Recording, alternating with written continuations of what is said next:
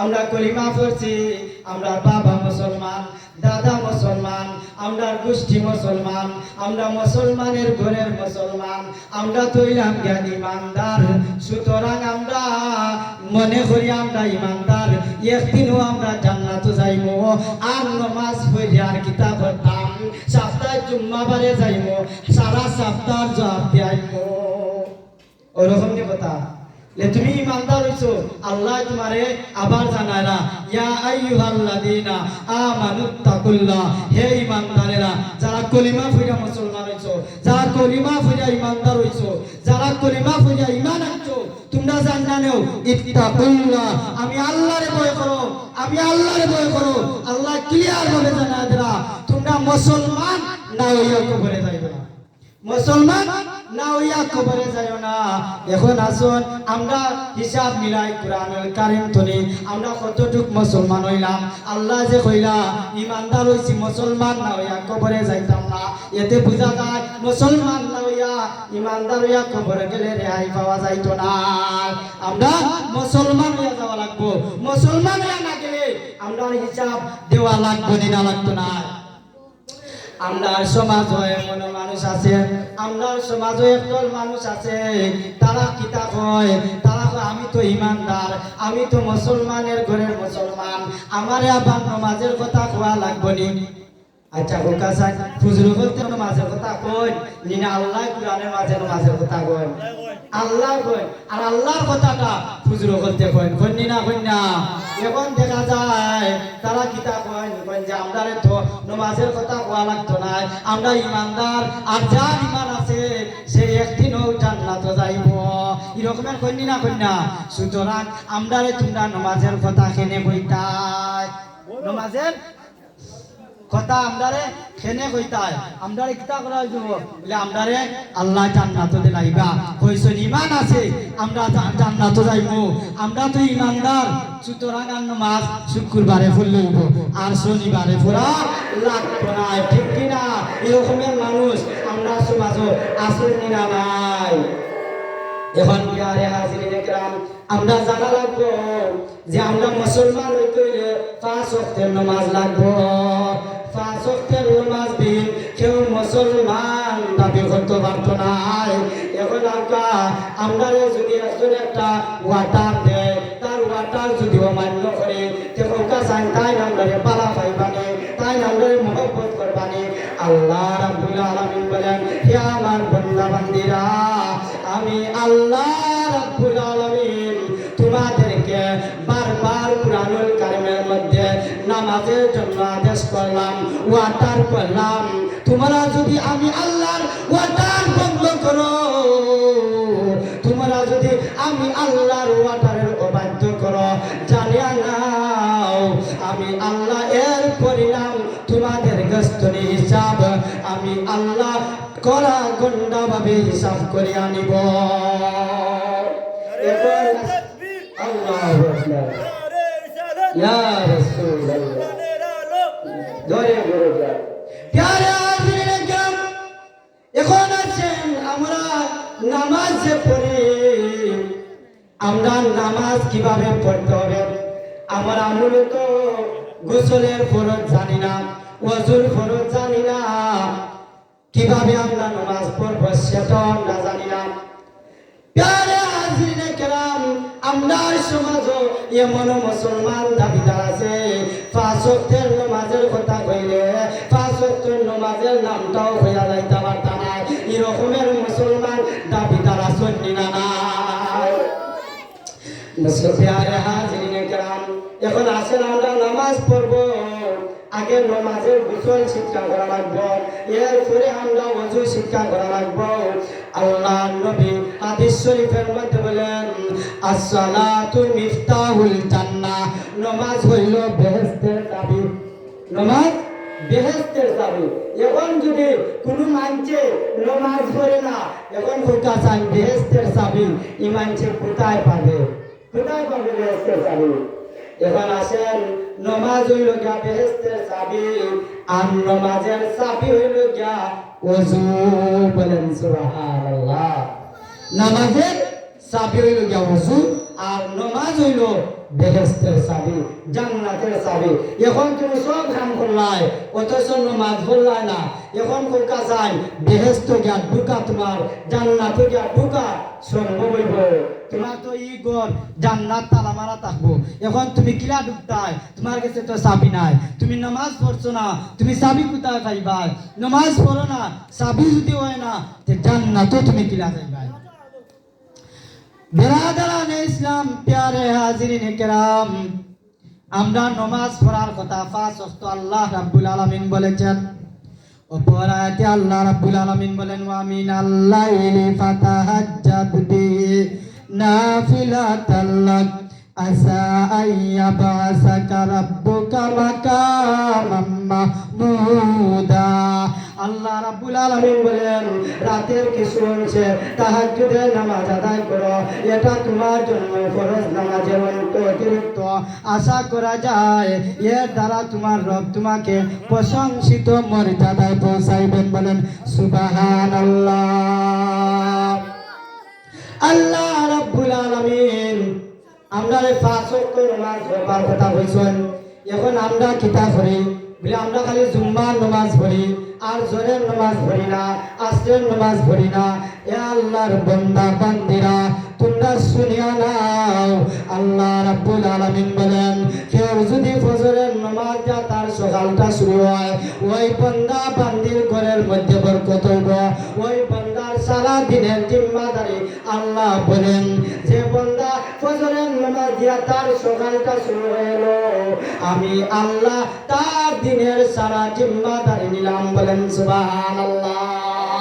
যে ফজরের নামাজ যে ঘরের মধ্যে চালু হলো, এই ঘরের মধ্যে আল্লাহ রাব্বুল আলামিন বলেন সারা দিন ওই ঘরের মধ্যে বরকত হবে।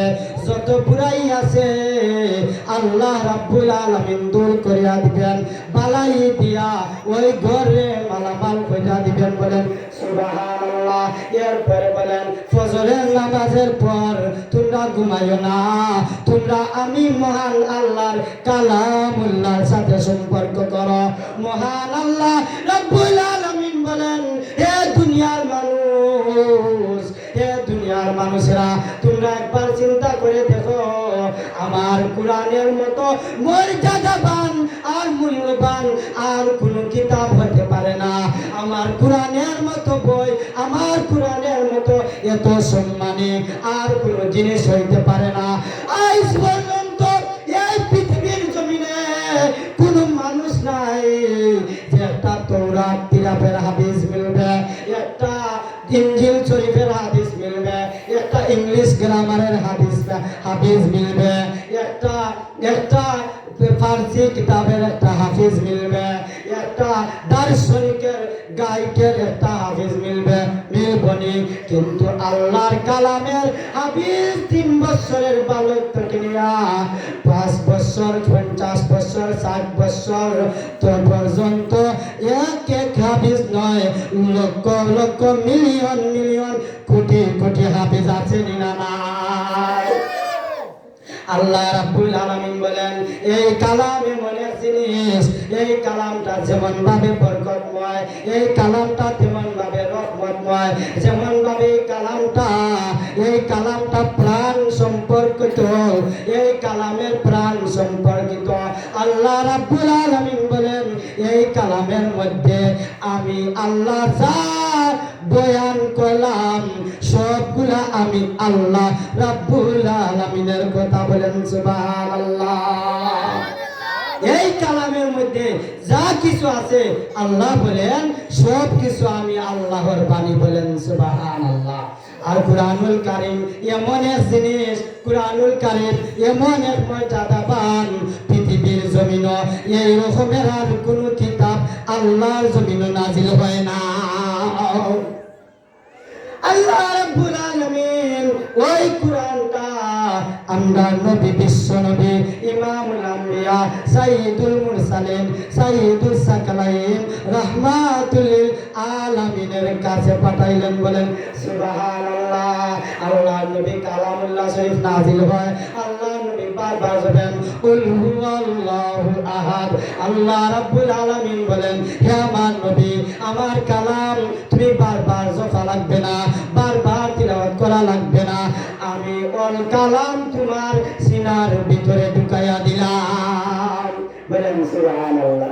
আমরার সমাজে দেখা যায় দেওয়ান বাগি নামে একটা বাঘ আছে। কে আছে? দেওয়ান বাগি নামের একটা বাঘ। ওই দেওয়ান বাঘে হয় কোরআনের প্রাণ নাই। ওই কোরআনের প্রাণ নাই, কোরআনের জবান নাই। আসেন আমরা কোরআনের প্রাণ আসেনি না নাই, কোরআনকে জিজ্ঞাসা করি। আমরা কোরআনকে জিজ্ঞাসা করি, হে কোরআন তুমি কেন নাজিল হইলা? এই কোরআনে পরিষ্কার ভাবে পরিষ্কার ভাষায় কোরআনে জবাব দেয়, হুদাল লিন্নাসি ওয়া বাইয়িনাতিন মিনাল হুদা ওয়াল ফুরকান। সুবহানাল্লাহ। কোরআন বলে আমি মানব জাতির জন্য হেদায়েতের জন্য আসলাম। বলেন সুবহানাল্লাহ। কোরআনে প্রাণ আসেনি না নাই, কোরআনে কথা বলেনি না বলে না। কোরআনকে জিজ্ঞাসা করো, হে কোরআন তুমি মানব জাতির কোনো চিকিৎসা করতে পারবা না। কোরআনকে জিজ্ঞাসা করো, হে কোরআন তুমি মানব জাতিকে কোনো শিফা দিতে পারবা না। আল্লাহ রাব্বুল আলামিন কোরআনুল কারীমের মধ্যে বলেন, وَنُنَزِّلُ مِنَ الْقُرْآنِ مَا هُوَ شِفَاءٌ وَرَحْمَةٌ لِّلْمُؤْمِنِينَ وَلَا يَزِيدُ الظَّالِمِينَ إِلَّا خَسَارًا। আল্লাহ রাব্বুল আলামিন বলেন, কোরআন পরিষ্কার ভাষা বলতেছে, আমি কোরআন যা কিছু নাজিল করি তা হচ্ছে ঈমানদারদের জন্য রোগের উপকারী শিফা। বলেন সুবহানাল্লাহ। কোরআন ক্লিয়ার ভাবে বলেছে, আমি কোরআন যা কিছু নাজিল করা হয়েছে ঈমানদারদের রোগের জন্য উপকারী রহমত। কিন্তু এর শর্তে তারা যারা জালেমদের জন্য এই কোরআনটা হইল ক্ষতিকারক, ক্ষতিকে আর কিছু বৃদ্ধি করে না। জালিমদের জন্য ক্ষতি ছাড়া আর কিছু বৃদ্ধি করে না। আর ঈমানদারদের জন্য কোরআন কি? কোরআন হইল শিফা। বলেন সুবহানাল্লাহ। এর কারণে দেখবেন আমাদের সমাজ কেউ যদি অসুস্থ হয়, বড় কঠিন ধরনের অসুস্থ হয়, সূরাতুল ফাতিহা পড়া তিলাওয়াত করে বিফুদে সূরাতুল ফাতিহা তিলাওয়াত কইরা যদি ফু দেওয়া হয়, যত ধরনের বড় রোগী থাকে না কেন, ঈমান আমলের সাথে যদি কোনো বান্দা বান্দা তিলাওয়াত কইরা ফু দেয়, ওই ফু দেওয়া ওই পানিটা যদি কোনো বান্দা বান্দা প্রাণ করে, ওই পানি খাওয়ার সাথে সাথে তার রোগের শিফা হয়ে যাবে। বলেন সুবহানাল্লাহ। আসেন আমরা কোরআনকে জিজ্ঞাসা করি, হে কোরআন তুমি নাজিল হওয়ার পূর্বে তুমি কোথায় ছিলে? আমরা কোরআনকে জিজ্ঞাসা করব, হে কোরআন তুমি নাজিলের আগে কোন জায়গায় ছিলে? কোরআন পরিষ্কার ভাষা বলতেছে, বাল হুয়া কুরআনুম মাজিদ ফি লাউহিম মাহফুজ। আমি নাজিল হওয়ার পূর্বে আমি লৌহে মাহফুজে ছিলাম। বলেন তো কোরআনের প্রাণ আসেনি না নাই? আসেনি। এখন যদি কেউ কয় কোরআনের প্রাণ নাই, তার ঈমান আসেনি। যে কোরআনকে অস্বীকার করে তার ঈমান নাই, পরিষ্কার ভাবে কোন ঘোষণা ছাড়া তার ঈমান নাই। প্যারে হাজিরিনে কিরাম, আসুন আমরা কেন আসলাম? আবার আমরা প্রশ্নের মধ্যে আছি। আল্লাহ রাব্বুল আলামিন আমাদেরকে ওই দুনিয়ার জমিনে আল্লাহর ইবাদত আর বন্দেগী করার জন্য পাঠাইলেন। আল্লাহ রাব্বুল আলামিন আল্লাহর ইবাদত আর বন্দেগী, দাসত্ব আর গোলামি করার জন্য আল্লাহ যে ওই জমিনে পাঠাইছেন। আল্লাহ কুরআনুল কারীমের মধ্যে বলেন, ওয়া মা খালাকাতুল জিন্না ওয়াল ইনসা ইল্লা লিয়াবুদুন। আল্লাহ রাব্বুল আলামিন বলেন, আমি মানব জাতি ও জিনকে, জিন ও মানুষকে আমি আল্লাহ ইল্লা লিয়াবুদুন ইবাদতের জন্য পাঠাইলাম। বলেন সুবহানাল্লাহ। আমরা আল্লাহ রাব্বুল আলামিন ইবাদতের জন্য পাঠাইছেন। আর আমরা কিতা করি, আইয়া আমরা নিজের ইবাদতে করি না। আমরা কত সুন্দর সুযোগ আল্লাহ রাব্বুল আলামিন দান করেছেন।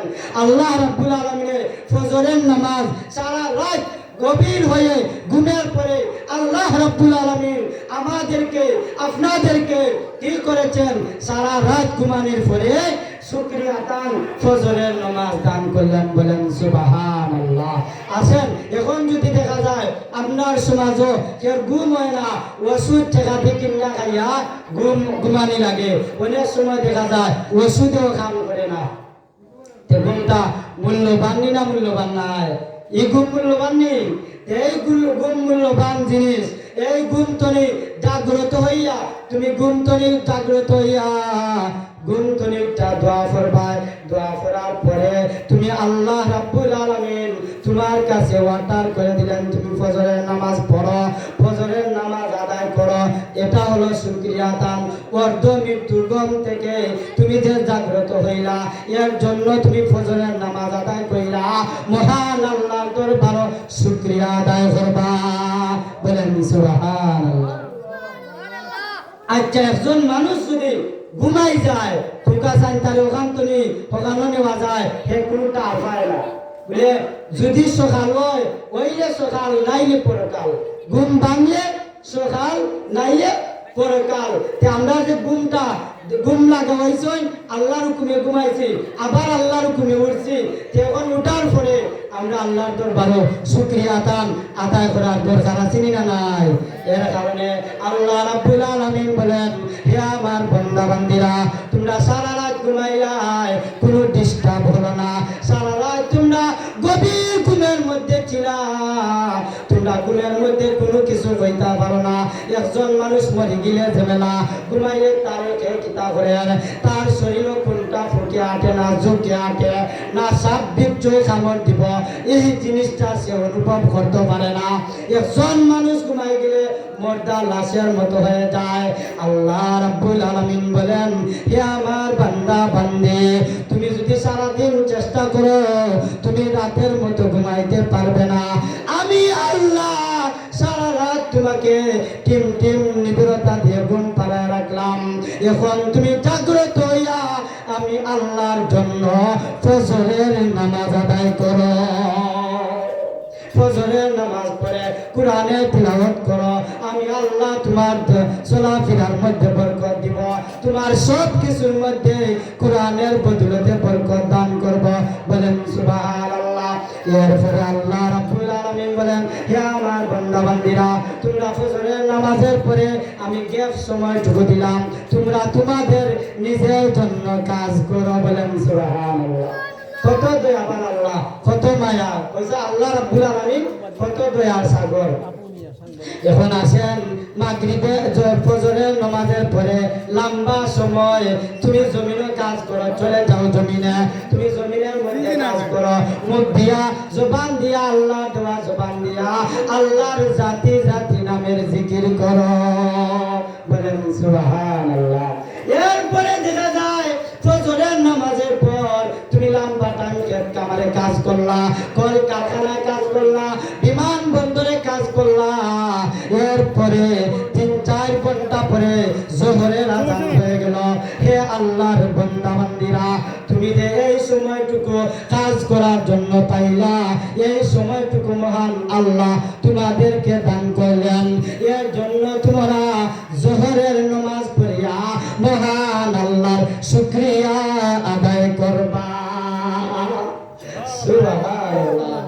জোহরের নামাজ পড়ে লিছো, এরপরে আল্লাহ রাব্বুল আলামিন বলেন, হে আমার বান্দা বান্দিরা, আরো কিছু সময় তুমি খাওয়া দাওয়া করো, লাঞ্চ করো, দুপুরের খাবার খাও, শরীরকে সাঙ্গাও, একটু আরাম করো, ঘুমায়া যাও। 1 ঘন্টা 1.5 ঘন্টা পরে আবার দেখা যায় আসরের নামাজ পড়লো, আজান হয়ে গেল। তুমি কি করো?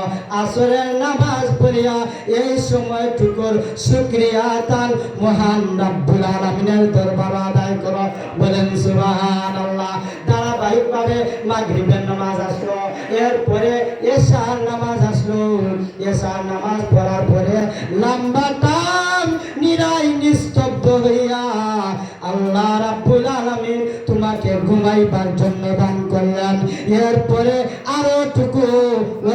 তোবার টান দিয়া দিলেন যে আমার বান্দা বান্দিরা আমি আল্লাহর নিকটবর্তী হও, আমি আল্লাহর নিকটবর্তী হও।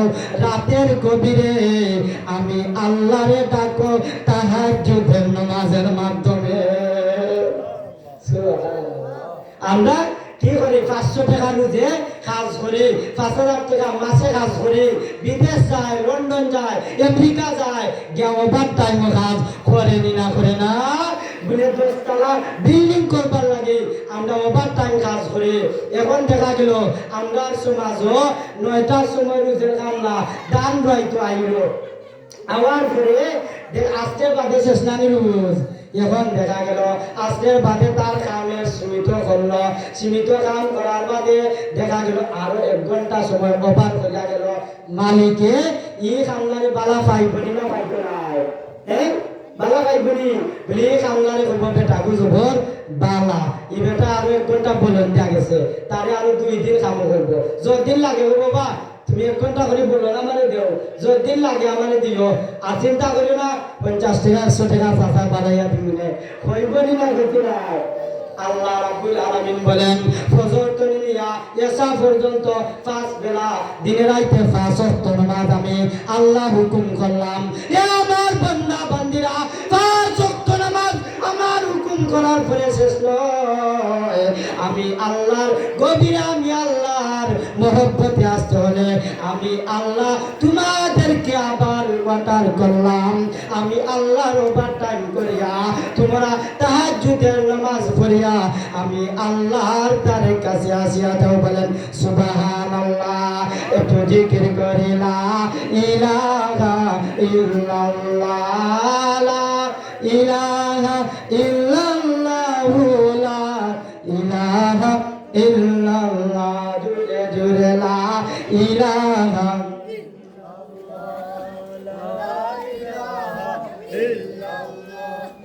লা ইলাহা ইল্লাল্লাহ, লা ইলাহা ইল্লাল্লাহ। প্যারে হাজিরিনে কেরাম, ব্রাদারানে ইসলাম, এখন বলেন তো আমরা 5 ওয়াক্ত নামাজ পড়ব না পড়ব না? শুধু জুম্মার নামাজ পড়ব, শুধু সুবহ রাতের নামাজ পড়ব, শুধু মেরাজের নামাজ পড়ব, শুধু লাইলাতুল কদরের নামাজ পড়ব, আর সারা বছর আমরা নামাজ পড়ব না? এরকম হলে চলবে? আমরা সাধারণ হিসাব করি যে জুম্মার নামাজ পড়লে যদি সপ্তাহের গুনাহ জুম্মায় মাফ হয়ে যায়, আর সপ্তাহ পড়িয়া কিতা করতাম? ক্লিয়ার হিসাব। যেমন ইমানদার হইতে তারা হিসাব করেন জান্নাতও যদি ইমানদার হইলে যাওয়া যায় মাঝখানো নামাজের উপরে কিতা জুম্মার নামাজ পড়বো আর আমরা জান্নাত যাইব সহজ যায় হিসাবটা। আর কয় যে আমরা সমাজে দেখা যায় আরো কিছু সংখ্যার মানুষ আছে তারা কয় তার নামাজ মেসাব হইতে লাগে। আমরা বেশি জানি না, আমরা আল্লাহ তো হিসাব হতা নাই, ইটা হিসাব করবা মেসাব হইতে লাগে কইনি না কইনা? তোমরা বাবতটা দই মেসাব কল যাইবা জাহান্নাম, এর বাদে জাহান্নাম হতে যায়। প্রত্যেকটা দলের মাঝে কয় বাবতটা মেসাব কল যাইবা জাহান্নাম। আমার প্রশ্ন দাঁড়া গেছে মেসাব বলতে ফজরের নামাজ ঠান্ডা পানি দিয়ে ওযু কইরা আর 5 ওয়াক্ত নামাজ পড়িয়া আর পড়াইয়া যদি জাহান্নামে যাওয়া লাগে, হে বেঈমান তোর তাই কুরআন হইতো তুই নিজে ইচ্ছা কইরা নে, ঠিক কি না বলে? এই রকমের বেঈমান আমরা সমাজে আসেনি না নাই? ক্লিয়ার ভাবে দলিল দেয় যে 73টা দলের মাঝে মেসাব 72 গুরু জাহান্নামে যাইবা। আমার প্রশ্নটা হইল যা 5 ওয়াক্ত নামাজ পড়াইয়া 5 ওয়াক্ত নামাজ পড়িয়া যদি জাহান্নামে যাওয়া লাগে, হে বেঈমান তুই তো নামাজ পড়লে না, রোজা রাখলে না, জানোস না হইয়া বই থাকলে তোর টাইটা কুনান হইব, তুই নিজে হিসাব হইয়া নিয়ে, ঠিক কিনা? এখন সহজ ভাবে আমরা আসি, আমরা স্কুল কলেজ ভার্সিটিতে পরীক্ষা দেইনি না দিই না। এখন দেখা যায় একজনে 10টা প্রশ্নের উত্তর লিখছে, সঠিক তার হইছে 100 মার্কের জায়গা 100 মার্ক পাইছে, হে পাস করবো না? যে লিখতেও পারছে না ওই পাস করবো, ফোকাসের পাস কে করবো? যেগুলি লেখছে ওগুলি বাস করবো। এখন আসেন, আমরা সমাজে দেখা যায় যে আমরা জানি না নমাজ না পড়লো আমরা লোকে হিসাব বেশি হইতো না। এখন আসেন, আমরা যে জানি না, জানা আর জানি না কত প্রকারের কি কি আমি আপনাদেরকে বলবো। এখন আসেন, যারা মুফতি আছেন তারা হাদিস বিভাগ পড়িয়া তারা জানেন, যারা তার মৌলানা আছেন তারা কিতাব বিভাগ পড়িয়া জানেন, যারা দার্শনিক আছেন তারা দর্শন আর পড়িয়া তারা কি শিক্ষা গ্রহণ করেন জানেন, জাননেওয়ালা। আর আছেন কিতাব বিভাগ যারা পড়ে তারাও জাননেওয়ালা। আর আমরা যে যারা কিতাব পড়েন না, কিতাব পড়তা জানেন না, এরা কিতাব জানেননি না জানেন না, এটা আমরা জানা লাগবো না লাগতো না। আচ্ছা আমি প্রশ্ন করি আপনারা, কোনটা চার নামাজ ফজরের নামাজ না পড়লে গুনাহ আসেনি না নাই? গুনাহ আসেনি? জানেননি?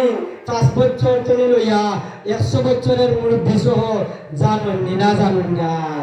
এখন যারা কিতাব পড়ছেন না এরা কিরা জানেন, এরা কিরা জানলা, এটা প্রমাণ আমি কইছি দেখলা আপনারা প্রমাণ দেওয়া লাগতো না?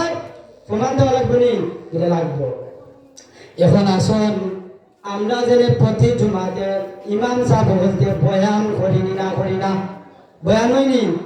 এখন বয়ানের মধ্যে ফোকাস আন নমাজের কথা, পড়লে নাকি না পড়লে গুনাহ, ইমাম সাহেব কইনি না কইনা কইনি, যারা শুনছেন এরা জানেন না জানেন না?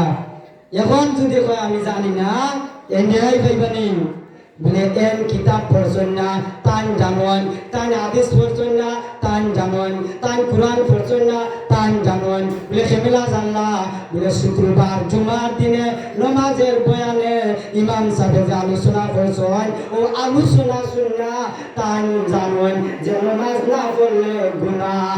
এখন যদি কয় আমি জানি না নমাজ পড়লে গুনাহ, জানি কেন আমি জানি না, আমি শুনছি না, সুতরাং মতা কইয়া আল্লাহর কাঠগারাদার তনে বাচ্চা যাওয়া সম্ভব হইতো না। আপনারা হিসাব লইয়া যাও আমার স্তরে। আল্লাহ রাব্বুল আলামিন কিয়ামতের ময়দানে হাদিস শরীফের মধ্যে বলেন আউয়ালু মা ইউহাসাবু বিল আবদি ইয়াউমাল কিয়ামা, প্রথম নম্বর কিয়ামতের ময়দানে বান্দা বান্দির নামাজের হিসাব নেওয়া হইব। সুবহানাল্লাহ। এখন দেখা যায় আমরা সমাজত মাদ্রাসা হোক, স্কুল ভার্সিটি কলেজ হোক, কেউ যদি পয়লা নম্বর প্রশ্নের উত্তরটা ভুল লেখে মাস্টারেরা বলি না উত্তর না।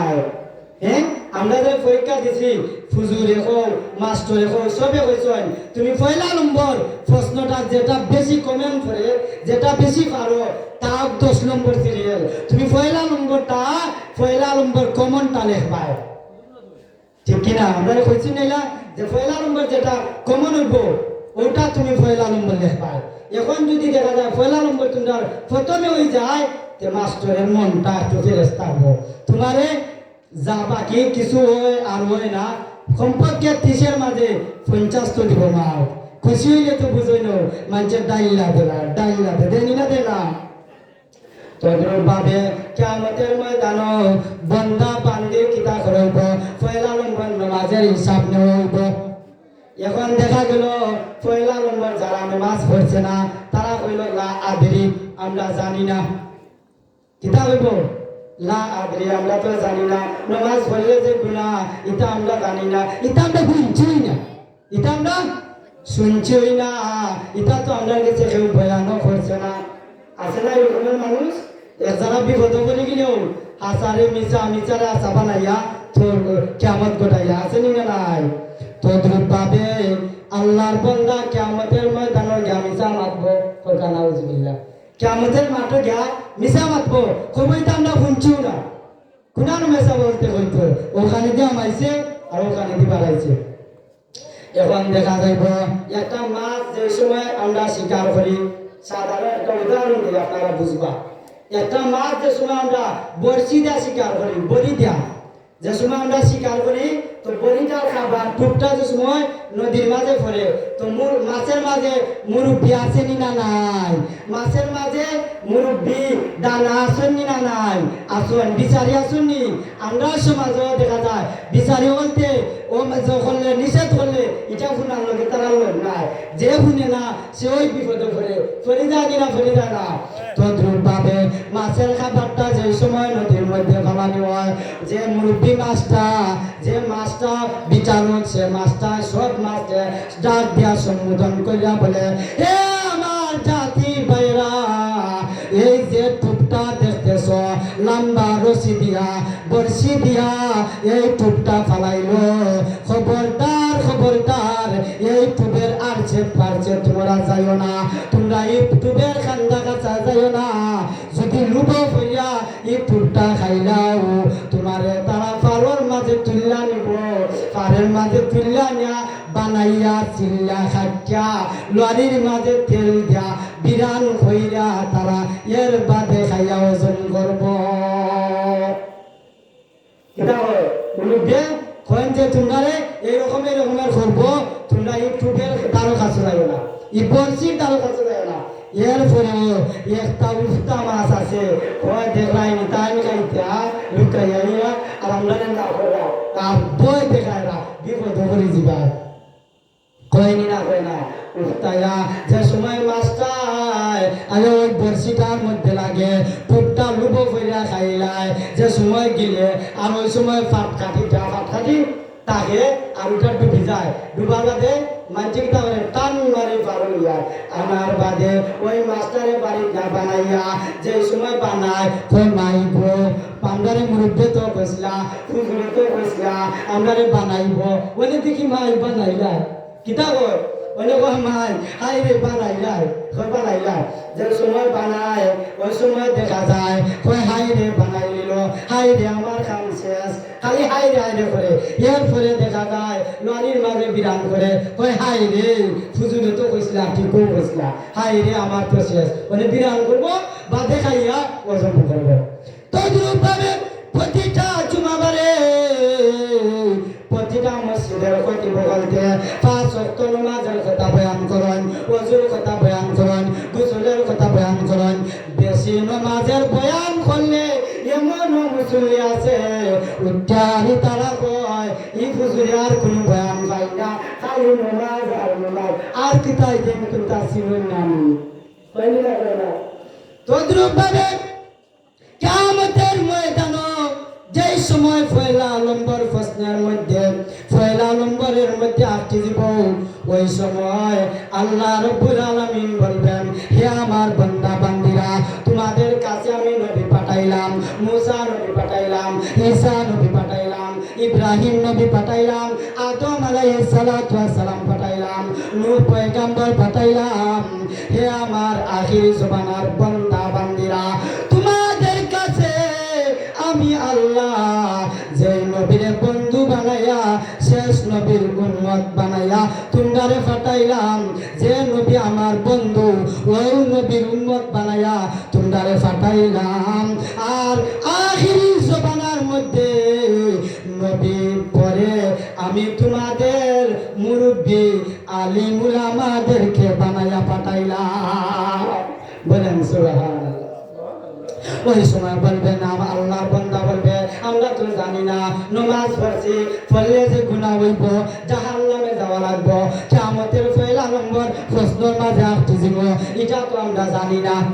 আল্লাহ কইবা হে আমার ফেরেশতারা, আমি সংক্ষিপ্ত করে নিলাম, হে আমার ফেরেশতারা যাও তোমরা ইসাকপুর জামে মসজিদের এত নম্বর সিসি ফুটেজটা বার করো, দেখো আমার বান্দা আব্দুর রহমান এই নামাজে জুম্মাতে আসিল না আসিল না, ইমাম সাহেব এখানে কুরআন তুমি নামাজের বয়ান করছেন, আব্দুর রহমান তুমি শুনছনি না শুনছো না, একটু ভিডিও বাইতে চাইয়া দেখলাও। তখন বান্দায় বলবে আল্লাহ আমরা তো জানি দুনিয়া জমিনও ভিডিও আছে, আখিরাতের যে ভিডিও হইব এটা তো আমরা জানি না। আল্লাহ কইবারে বেঈমান, তুই তো জবানার বেঈমান, তুই তো জাতের বেঈমান, তোর ঠিকানা হইল জাহান্নাম। বুঝছেন আপনারা যে আল্লাহ রাব্বুল আলামিন আপনারে আমারে সব রেফা শক্তি নমাজি বানাইতা আর কবরে যাওয়ার আগে আগে কবরের সামান জোগাড় করার তৌফিক দেওয়া ওয়া মা আলাইনা ইল্লাল বালাগ ওয়া আখিরু দাওয়ানা আলহামদুলিল্লাহি রাব্বিল আলামিন। প্রিয় হাজিরিনে কেরাম, আমরা এই রকমের মাহফিল